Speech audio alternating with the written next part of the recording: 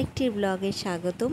আমি সকালবেলায় রান্না জলখাবারে আলুর তরকারি করছিলাম, দিয়ে তারপরে চলে এলাম ছাদে। আর আজকে তো নীল আকাশ, আর যেহেতু শরতের আকাশ, তো যাই হোক সকালে উঠেই চলে এসেছি জামা কাপড় মেলতে ছাদে। আর আকাশ থেকে তো মুগ্ধ হয়ে যাচ্ছি।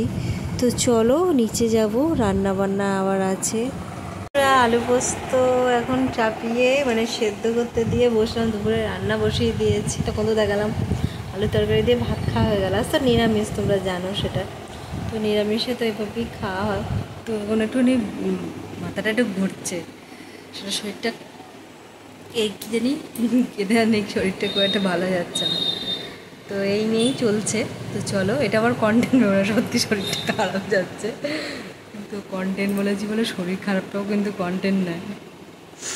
তো রান্নাটা করে নেবো, দিয়ে তারপরে এসে আবার বসছি তোমাদের সামনে। চলে এলাম নিরামিষ আলু পোস্ত আর কলাইয়ের ডাল ভাত এসব করবো। কারণ হচ্ছে আজকে শনিবার, আমি মঙ্গলবারে হনুমানজির ব্রত করতাম, পুজো করতাম, তোমরা নিশ্চয়ই জানো আমি হনুমানজির। তো সেই জন্য শনিবারটাও করি। তোমাদের এখন পুজোটা শেয়ার করি না, কিন্তু আমি তো ওটা এখনও আমার হনুমানজির পুজো ব্রত সবসময় পরিপূর্ণভাবে করে থাকি। আমরা যারা হিন্দুরা আছি তারা তো পুজো আচরা এইসব করি। আর আমাদের হিন্দুদের অনেক কিছু নিয়মকানুন আছে। তো আমরা যেমন হিন্দু, আমাদের হিন্দুদের নিয়মকানুন নিয়েই থাকতে বেশি ভালোবাসি। আর আমাদের সমস্ত নিয়ম আচার আচরণ নিয়ে আমরা ভীষণ খুশি। তো যাই হোক, এই জন্যেই। আর আমাদের মধ্যে কিছু জিনিস আছে যেগুলো একদমই বর্জনীয়, সেটা আমাদের দেখাও পাপ। তো অনেক মানুষ আছে সেটা বোঝে না।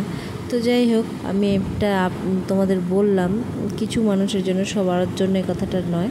তো আমার কথা বলতে বলতে ডাল আর আলু পোস্তটা রান্না করা কমপ্লিট হয়ে গেছে। তো বন্ধুরা, এখন অনেক রাত হয়ে গেছে। আর আজকেও আমি ব্লগটা কন্টিনিউ করলাম না বিকালটা। তো এই বলে ব্লগটা শেষ করে দিচ্ছি। ভালো থেকো, সুস্থ থেকো, আনন্দ থেকো, যদি চ্যানেলটা ভালো লাগে। আর দুপুরবেলাও সেভাবে আসিনি আজকে তোমাদের সামনে। তো চলো, আজকে এইভাবেই ব্লগটা শেষ করলাম। কারণ আজকে একটু বাইরে বেরিয়েছিলাম, তো পুজো আসছে তো সেই জন্যে।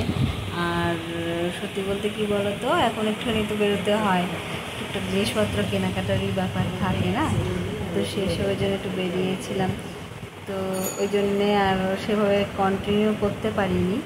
তো তোমাদের হয়তো দেখা হবে ঘরে পুজোর সময় যদি কিছু নিয়ে থাকি। তো এটাই। চলো পরে আসছি তোমাদের সামনে, কাল সকালে আবার।